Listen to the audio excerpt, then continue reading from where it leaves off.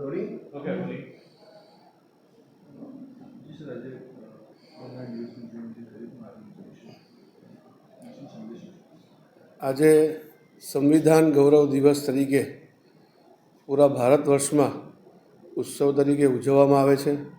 આપણું સંવિધાન એ સૌ નાગરિકોને સંરક્ષણ કરે છે એ પ્રમાણેનું સંવિધાન બન્યું છે.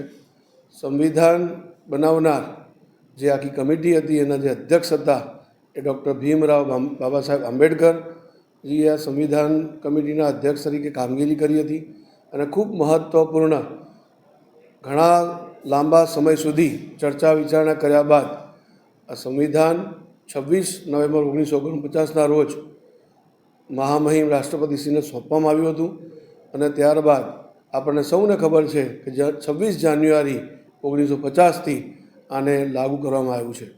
આ સંવિધાન આજે આપણું જે ભારત દેશ સૌથી મોટી લોકશાહી તરીકે અને મજબૂત લોકશાહી તરીકે ઓળખાય છે તો એની પાછળ કોઈ તો સંવિધાન છે.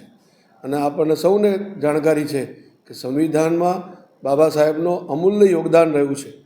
એમને આજના દિવસે સંબોધનમાં પણ કહ્યું હતું કે આ સંવિધાન એ માત્ર સંવિધાન નથી, એ આપણા માટે એક ધાર્મિક ગ્રંથથી ઓછું નથી.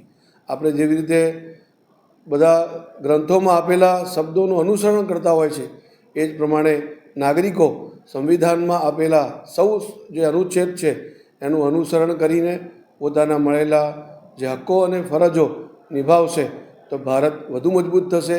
એને શબ્દો બાબા સાહેબના આજે સાચા પડી રહ્યા છે.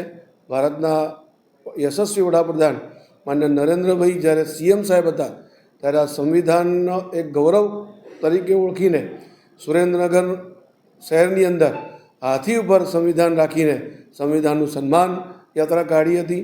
એટલે ભારતીય જનતા પાર્ટી હંમેશા સંવિધાન અને બાબા સાહેબને સન્માન આપી રહ્યા છે અને એ જ ક્રમમાં આજે સંવિધાન ગૌરવ દિવસના નિમિત્તે ભારતીય જનતા પાર્ટી વડોદરા મહાનગર કાર્યાલય ખાતે આનો એક કાર્યક્રમ પણ આયોજિત કરવામાં આવ્યો છે. સૌ કાર્યકર્તાઓ મોટી સંખ્યામાં આ કાર્યક્રમમાં ઉપસ્થિત રહ્યા છે. ખૂબ ખૂબ ધન્યવાદ.